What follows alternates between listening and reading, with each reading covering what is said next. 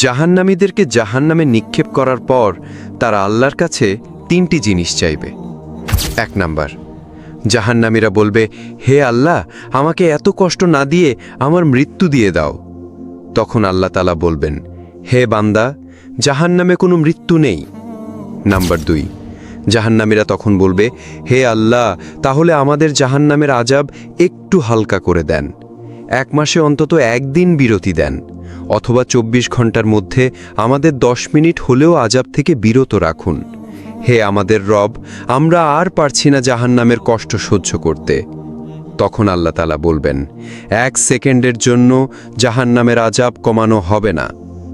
Number 3, জাহান্নামীরা বলবে, আল্লাহ, আমাকে দুনিয়ায় আরেকবার পাঠিয়ে দিন, আমি দুনিয়াতে গিয়ে শুধু আপনার ইবাদত করব।